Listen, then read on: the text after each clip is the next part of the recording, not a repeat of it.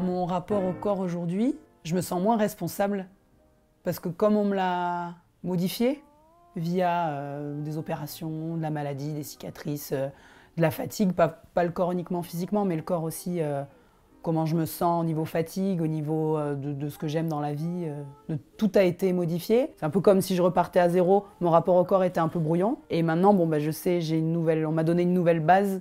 Et je fais avec ça. On m'a trouvé un cancer du sein, c'était en juin dernier. Je suis allée chez la gynéco, parce que je me suis dit, ah, j'ai 25 ans, il faut que j'y aille quand même. Puis j'avais des problèmes, j'avais des grosses douleurs de règles. Du coup, j'avais envie de régler un peu ce problème-là. Je me suis dit, peut-être l'endométriose, tu vois, un truc comme ça.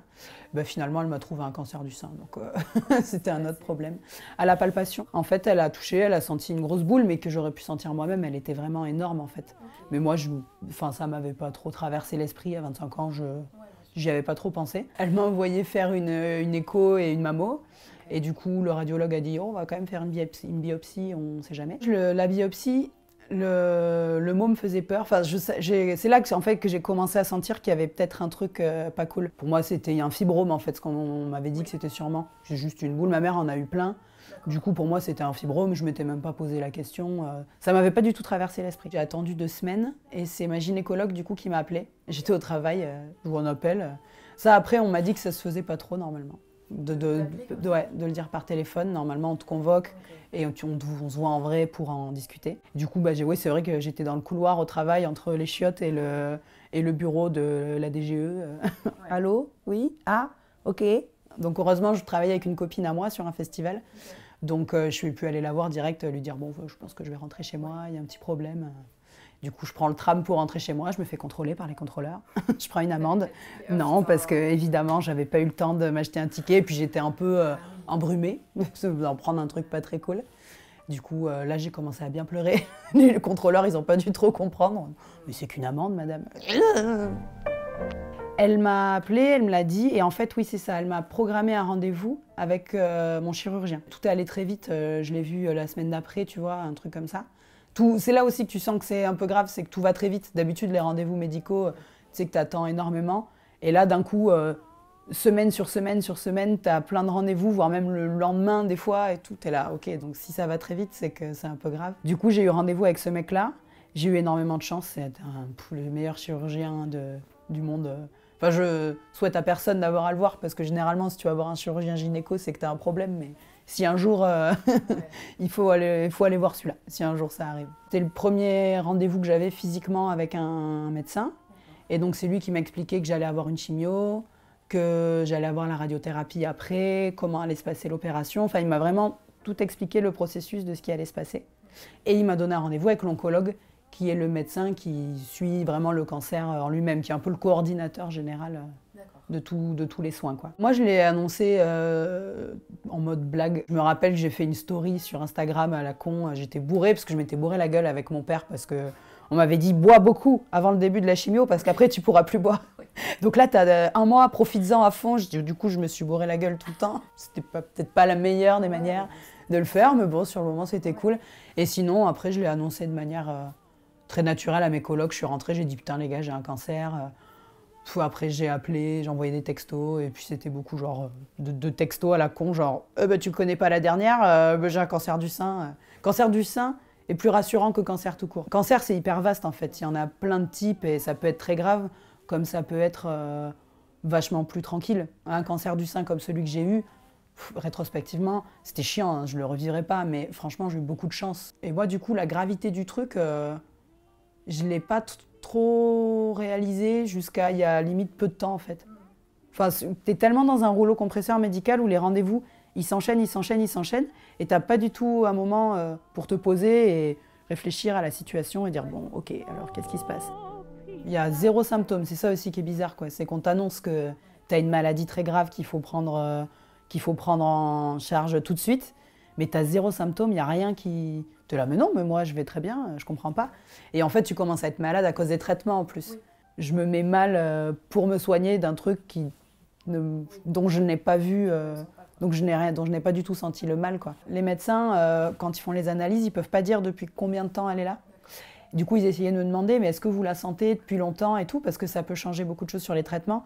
Parce qu'elle était vraiment très très grosse. J'en avais 2, une petite et une très grosse. Et du coup, ça, il n'y a pas trop moyen de savoir. Moi, j'essayais de me rappeler, mais c'est vrai que je ne me touche pas en fait. Enfin, du coup, j'étais là, oui, bah, peut-être sous la douche, à un moment, j'ai senti, mais j'ai pas trop fait gaffe. Donc j'étais là, bon, maintenant je saurais, en fait, il faut, il faut se toucher, c'est important. Mais ouais, du coup, je ne l'avais pas trop su. Après, dans tous les cas, il était agressif, donc ils m'ont dit, bon, on ne traîne pas. Puis de toute façon, quand tu es jeune, ils te font pas traîner, hein, tu es pris en charge direct, tu tapes tous les traitements. J'ai commencé par la chimio, parce que le but de la chimio, du coup, c'est de faire réduire au maximum la tumeur, pour après, à l'opération, avoir pas grand-chose à enlever. La chimio, ça s'est plutôt bien passé. Enfin, je m'attendais vraiment à pire, j'avais une appréhension de ouf. Perdre les cheveux, ça me faisait pas peur, par contre. Quand, au moment où j'étais chez une copine, je me brosse les cheveux et je vois que j'avais une grosse touffe. Je dis non, mais on va raser, parce que j'avais pas envie de les voir tomber et d'être en mode Gollum à la fin, où il te reste 3 poils sur le caillou. Comme ça, tu maîtrises aussi un peu le truc, tu vois, c'est toi qui rases. C'est mes colocs qui m'avaient rasé, c'était un moment très cool. Je fais la maline un peu. En plus, avant, on avait monté plein de plans, on était là, ouais, on va faire une performance artistique en te rasant la tête, on va garder les cheveux, on va faire des coussins, ça va être trop drôle. Bon, finalement, en fait, ça s'est fait en 10 minutes parce que j'avais un autre rendez-vous, j'étais tremblante, je dis, bon, allez-y, doucement. Ça a duré 4 mois et demi. Donc, j'y étais de fin mai, début juin, ou de fin juin, je sais plus. Ouais, bon, mai-juin jusqu'au 2 octobre. Et après la chimio, du coup, tu as l'opération. L'opération, du coup, bah, ça dépend de comment la chimio elle a marché. Si la tumeur est assez réduite, du coup, pour pouvoir enlever juste la tumeur, ce qui s'appelle une tumorectomie, une zonectomie. Je sais pas, j'ai entendu plein de mots, je les confonds un peu. Et si elle n'a pas assez réduit, c'est une mastectomie. Du coup, là, on enlève le sein en entier. Moi, du coup, je m'étais préparée au pire. Moi, je m'étais préparée à la mastectomie dans ma tête. Je m'étais dit, j'aurai plus de sein. Il m'en manquera un. Et en fait, je m'étais tellement fait à l'idée que ça me dérangeait plus. Les seins, ça sert à rien, tu vois. C'est pas un organe vital. Et ça sert juste pour son estime de soi, parce qu'on a l'habitude de les voir, parce que c'est quelque chose qui fait partie du corps, mais en fait, on n'en a pas besoin. Donc je me suis dit, bon, bah, je ferai ça, en fait, ce sera mon corps, il est comme ça. Et puis si j'arrive pas à pécho parce qu'il me manque un sein, bah, c'est que c'est des mecs un peu qui me correspondent pas, qui sont un peu nuls, en fait, parce que je suis autre chose qu'une paire de loches, tu vois. Du coup, je m'étais fait à l'idée et j'ai eu presque une petite déception quand j'ai vu que finalement, il avait pu faire le truc sans cicatrice. J'ai aucune cicatrice. J'ai juste, du coup, il a perdu une taille puisqu'ils ont enlevé, de la matière, notamment la tumeur. Mais j'ai 0 cicatrice comme il a coupé autour du téton. Du coup, la cicatrice est autour du téton, donc on voit rien. Bon, j'étais pas si déçue que ça quand même, mais ouais, c'est ça. Moi aussi, j'ai quand même une cicatrice sur l'aisselle, du coup, là où ils m'ont enlevé les ganglions, histoire quand même. Sinon, c'est chiant si on a 0 cicatrice, pas de souvenirs. Comment je fais pour me faire tatouer gratuitement, moi, après? Et bon, moi, finalement, j'ai eu de la chance et ça a fonctionné. C'est bon. J'ai eu rendez-vous avec le chirurgien, il m'a dit « Vous êtes guéri ?» Je dis « Ouais !» Et c'est là aussi que c'est le problème de cette maladie, où tu es guéri, mais en fait, tu as encore plein de trucs à faire. Tu as beau être guéri, mais il te reste la radiothérapie. C'est des rayons. Donc, en fait, c'est comme un scanner. Tu es sur une table, tu vois, et tu es dans le tube pendant... La durée, ça dépend des gens. Moi, ça durait une vingtaine de minutes, en gros. Et c'est tous les jours. Du coup, il y a une régularité qui fait que c'est pendant un mois et demi. Tous les jours, tu vas à l'hôpital, sauf le week-end. Ouais, c'est ça. C'est pour cautériser de l'intérieur la lésion, ce qui reste de la lésion après l'opération, quoi. Et ensuite, bah, ça c'est fini il n'y a pas très longtemps. Là. Ça s'est fini il y a 2 semaines, un truc comme ça. Il y a 2 semaines. Ouais, il y a 2-3 semaines, ouais. Et du coup, là, j'ai encore ce qu'on appelle l'immunothérapie, qui est c'est une injection que j'ai toutes les 3 semaines. C'est comme une chimio. Du coup, bah, là, moi, ils m'ont enlevé le cathéter que j'avais là et ils m'ont placé ce qu'on appelle une chambre implantable. C'est un petit boîtier que j'ai là sous la peau. J'ai la cicatrice ici, là, ouais, de la pose. Et du coup, ça passe par là et c'est une perf, c'est assez court, c'est toutes les 3 semaines et j'ai la dernière le 20 août. Du coup, j'en ai encore pour un moment. Ce que je te disais, tu vois, c'est une maladie, t'es soigné, mais t'en as encore pour longtemps. Et pendant 5 ans, j'ai l'hormonothérapie aussi. Moi, j'étais assez pudique, vraiment très pudique. Je me montrais pas trop, enfin, je sentais que ça commençait à aller mieux, tu vois, je faisais un peu des efforts. J'étais pas très à l'aise dans mon corps. Et là, le nouveau 5G, je l'aime. C'est un peu comme si on m'avait offert des nouveaux vêtements, tu vois, ou un nouveau truc, j'avais changé de coupe. Mais du coup, je suis plus responsable, en fait, de mon corps. C'est un peu bête, mais tu vois, mes seins, je les aimais pas trop. Et là, bah, du coup, j'en ai des nouveaux, mais c'est... Même que je l'aime ou que je l'aime pas, en fait, c'est quelque chose qui est médical. Et du coup, c'est pas ma faute. Enfin, c'est pas ma faute, c'est plus sur mon rapport au corps, où moi j'étais très pudique et j'aimais pas trop mon corps et je me montrais pas trop parce que j'aimais pas trop ce que j'étais. Et tu vois, un peu costaud, oui, bah, je mange trop, je fais pas de sport, mais en même temps j'aime bien manger. Mais du coup, j'étais un peu désolée de ce que je faisais, tu vois. Et là, bah, du coup, c'est médical. C'est désolé, c'est la science. C'est comme ça, c'était pour me soigner. Du coup, après l'opération, j'étais en mode exhibe, quoi. Je montrais mes seins à tout le monde. Je dis, oh, regarde, il est trop beau, t'as vu, regarde, il a fait un taf de ouf, c'est trop beau. Non, bon, arrête, on en a marre de voir tes seins tout le temps. Je suis passée par des phases bien down, ouais. Surtout sur la radiothérapie, là, où j'étais vraiment pas bien. Avant, ça allait parce que je m'étais pas du tout posée une seule fois pour réfléchir. Et t'es dans l'action. En fait, on t'a donné une mission avant, tu vois. T'es malade, il faut te soigner. Du coup, tu prends le taureau par les cornes et t'y vas et tu dis, bon, vas-y, le but, c'est me soigner. T'as l'impression de finir un marathon ou une énorme randonnée. Et en fait, t'es revenu au point de départ, mais juste t'as un sac à dos 10 fois plus lourd parce que t'as ramassé plein de cailloux. Et du coup, il faut que tu continues ta randonnée. La vie, elle continue, mais t'es plus du tout la même personne. Et t'as vécu un truc qui est quand même un peu chaud, tu vois, un peu dur. Du coup, c'est ton rapport avec les autres, il est un peu niqué, quoi. Enfin, niqué. Il n'est pas niqué, mais tu te rends compte de plein de prises de tête, de choses auxquelles on réfléchit tout le temps. Tu vois, le fait de vivre en ville, comme je te disais, de courir partout pour choper son bus, pour machin, avoir un boulot et tout. Moi, j'ai eu une grosse période de mais pourquoi je devrais retravailler? Pourquoi on travaille? Enfin, non, j'ai pas du tout envie, moi, de galérer à bosser pour avoir de l'argent, pour rentrer chez moi. Pour faire quoi? Enfin, non, c'est nul. En fait, moi, ça a été tellement naturel. La peur, je l'ai eue après. Maintenant, je suis hyper flippée. Des fois, la nuit, j'ai peur de mourir, tu vois. Je suis là, genre, oh, si je fais un AVC cette nuit et tout, c'est débile, j'ai aucune chance. En plus, je suis suivie au niveau du cœur et tout va bien, tu vois. Mais maintenant, j'ai peur parce que je pense que j'ai le recul et où je réalise que j'ai vécu quelque chose qui mettait ma santé en danger. Mais sur le moment, c'est vraiment comme si on m'avait donné une mission. Soigne-toi, ok, je me soigne. Bon, moi, j'ai pas fait grand-chose en plus. C'est les médecins qui ont tout fait. Et c'est en fait, voilà, quand tu arrives sur l'après, les médecins, ils font plus grand-chose. Et maintenant, tout ce qui reste à faire, eh ben, c'est toi. Maintenant, c'est à ton tour de bosser. Oh, c'est chiant, c'était pratique quand c'était les médecins qui faisaient tout. Et moi, j'avais juste à dire, allez, c'est bon, ça va, je vais le faire. Eh ben, je pense que ça dépend des gens, comment ils le vivent. Mais moi, de mon point de vue, finalement, ça touche moins la féminité qu'un cancer de l'utérus, par exemple. Finalement, ça revient à la question de qu'est-ce que c'est qui fait qu'on est une femme? Est-ce que c'est d'avoir un utérus ou est-ce que c'est d'avoir des seins? Bah, finalement, pour moi, je pense que c'est peut-être ni l'un ni l'autre, j'en sais rien, j'ai pas de réponse.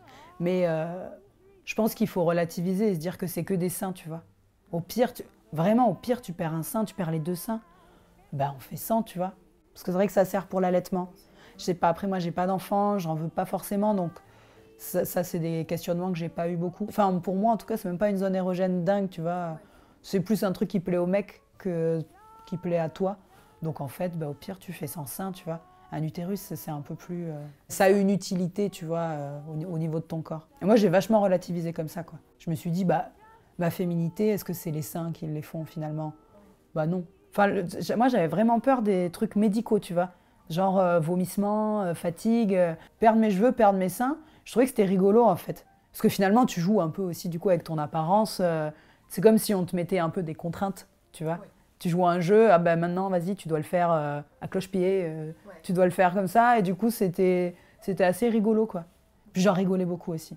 Je suis dans un entourage qui a beaucoup d'humour et du coup, ça n'a jamais été un drame. Ça a toujours été rigolo. Je me souhaite d'être plus en forme, de récupérer de la fatigue accumulée. Parce que du coup, tu accumules beaucoup de fatigue. Je galère à dormir un peu parce que j'ai des angoisses, des trucs comme ça. D'arriver à mettre de côté le médical avec mon corps aussi, quand même. Parce que là, je le vois encore comme quelque chose à soigner, à y prendre soin. Et du coup, je suis un peu dissociée de mon esprit, un peu dissociée de mon corps. Mon corps est devenu un peu un outil et quelque chose qui est dans les mains du médical. Et du coup, j'ai envie de le reprendre un peu pour moi et qu'on arrive à mettre de côté toute la maladie et qu'on puisse continuer à avoir une vie un peu comme avant, qui sera jamais comme avant, parce que je suis plus la même personne du tout. C'est quelque chose qui te change profondément. Mais qu'on arrive à avancer tous les deux bien tranquille. Et avec mes nouveaux seins qui sont trop beaux. Enfin bon, pour l'instant, j'en ai qu'un. Dans un an, j'ai l'égalisation. Et ouais, je me fais égaliser. Parce que là, du coup, ils n'ont aucun rapport l'un avec l'autre. Et ouais. Mais en tout cas, moi, je suis vraiment contente finalement d'avoir pu avoir ce petit déclic ok, le corps, il faut y faire attention quand même. Au-delà de l'apparence, tu vois, physique, mais au niveau de ta forme, de faire de l'exercice, d'avoir une vie à peu près saine. Moi, j'en étais à des kilomètres. J'en suis pas encore très proche non plus. Hein. Je suis pas, je fume encore moins, mais je fume encore un peu. Je fais toujours pas trop de sport encore, mais je sais que je vais vers là et je vais essayer de le bichonner un peu mon corps. Ça m'a, en fait, mon corps, je le considérais que physiquement, tu vois, sur l'apparence qu'il avait. Et maintenant, je vois en fait aussi que ben, c'est une mécanique, c'est un truc à entretenir et t'en as qu'un. Et voilà, faut qu'il aille bien. De toute façon, s'il va bien, toi, tu vas bien.